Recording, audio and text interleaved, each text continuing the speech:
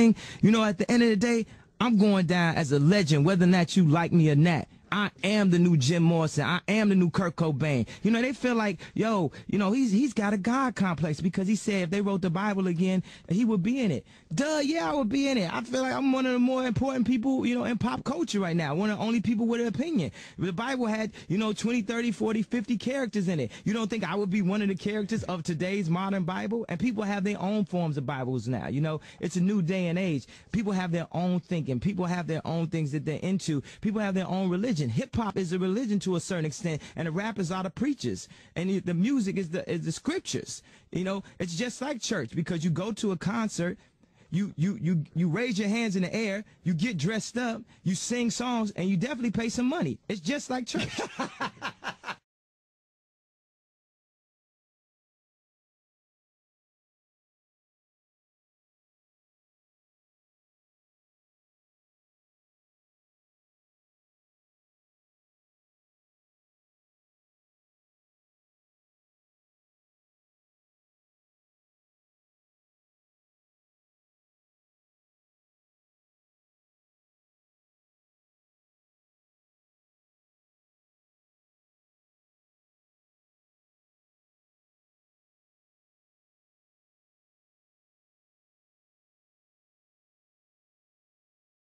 Believe in God, do you? Good. Second one is, I ain't shit without you, so make noise for what you created. That's right. And the third most important one is, I ain't shit without you, so make noise for what you've created. Thank you.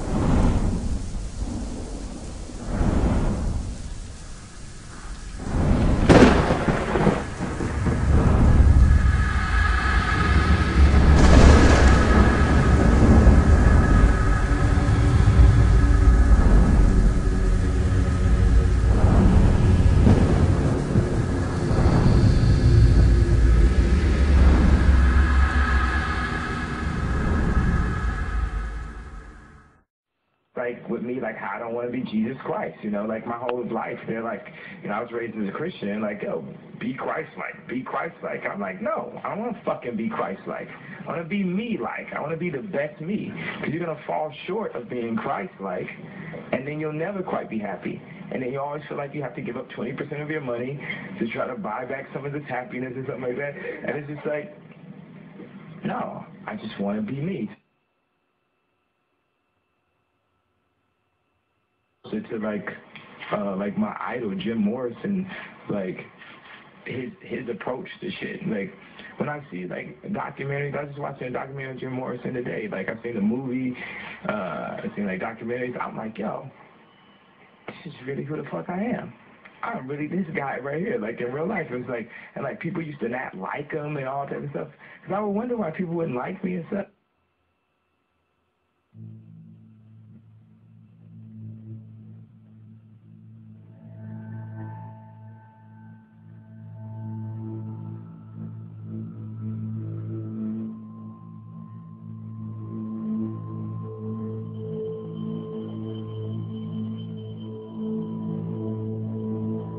will be like that. I'm gonna be like fucking Jim Morrison. I'm gonna be like the biggest fucking star with the best songs, the most sing-along songs, and make the biggest songs in history. And it's just the beginning.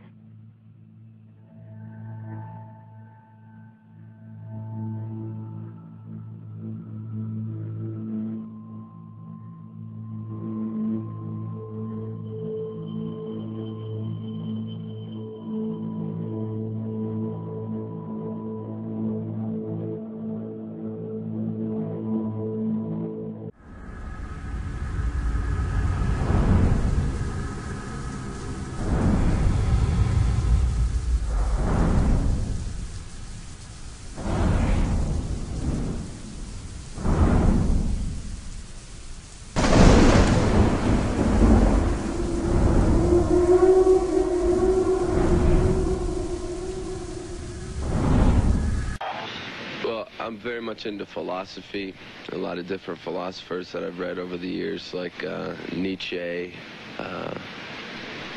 Darwin, Freud, Aleister Crowley, and finally Anton LaVey. And fortunately, he's still alive, so I got to meet with him and talk about his ideas and things like that. And in America, Satanism is sensationalized and kind of misunderstood, and people associate it with worshiping the devil and things like that. But it's really a philosophy about individuality and self-preservation. It's about being your own God. And that's a lot of the things that I've agreed with, so that's why I became friends with him.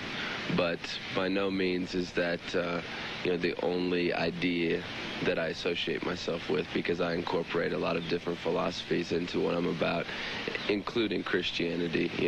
There's a lot of valuable lessons to be learned from the Bible. I just feel that the way a lot of people interpret it, particularly in the USA, is very hypocritical, and that's what I try and open people's mind to, that there is different ways of looking at things rather than what we've been told over the past several hundred years. It was more of an honorary title, sort of because of all the work that I've done in music, he felt had a positive effect on what he was trying to say, so it was kind of a reward of sorts. But it's more of a friendship, it's not a role that I'm, obligated to portray or anything.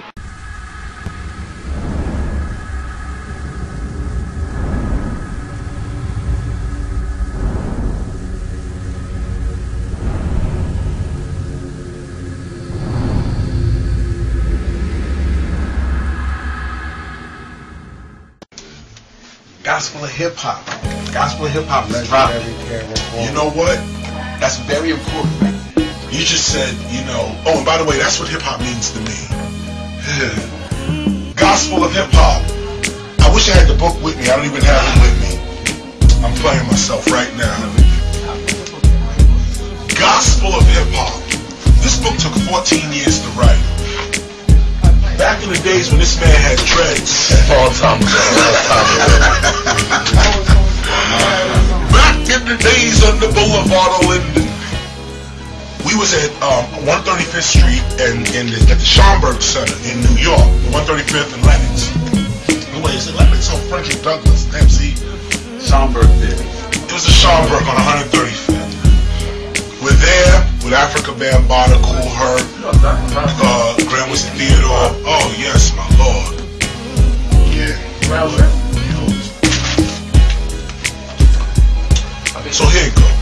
Welcome to the city. Right up on you. This is right here, y'all. Gospel of hip hop. These words. Look, I'll just open this up. Remember. The universe is exact. There are no mistakes. You are hearing this word now because it is time for you to hear this word. Look, I just opened this up. Opened it up. You understand that? Look, it said, look, you are hearing this word now because it's time for you to hear this word now. You are the light of your world. You are being called to help others because you have the power to help others. Others just don't have the abilities that you have, just as you don't have the abilities they have. Your ability is God. Your ability is God. Your ability is God.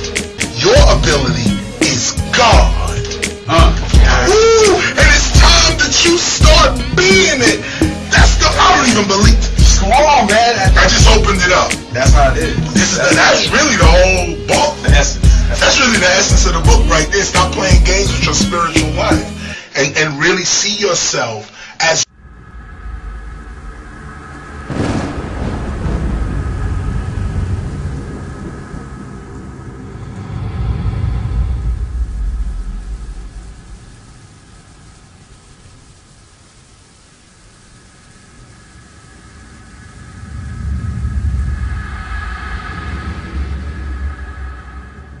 important for me to know hip-hop.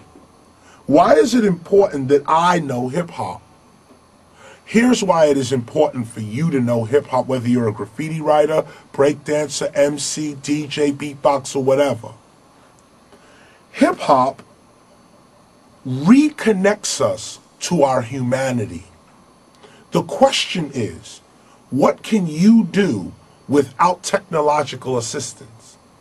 What can your body, your mind, your hands, your feet, your mouth, your eyes and ears, what can you do without the use of technology? I can say, I'll keep on bringing and singing until your ears is ringing and steaming, gleaming and dreaming, true MCing with meaning. I could do that all day with no technology at all. It takes no technology to produce that. If you are a b-boy or b-girl, a dancer, or just a dancer in general, just of modern dance, you know that it takes no technology whatsoever to move your body the way you do. This is what is important about hip-hop and understanding it, whether you're a part of our artistic structure or not. In a technological society, the question is, how human do you remain in a society where we can't even live without technology? Hip-hop reminds us of our humanity. It brings us back to those common things that humans do, like rap, dance, draw, even weave, even cook.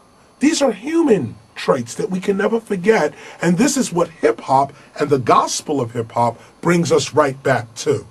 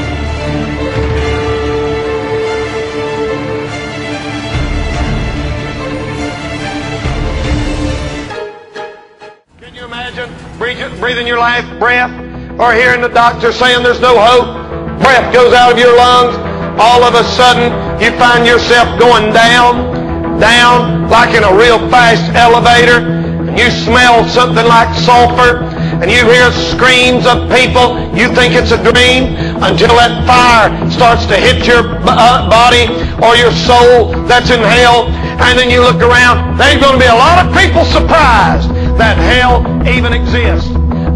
Some will be surprised at the torments waiting in hell when you find out the fire is real. It is literal. It's not figurative. It's not symbolic. It don't just represent pain, brother. It's real fire, and it's real flames, and it's real smoke, and you feel it, and you burn forever. It said the smoke of your torment, you burn forever. You burn forever. You burn forever, and never, ever, ever get out. What the Bible says is true. They'll be surprised to find out that it was true after all.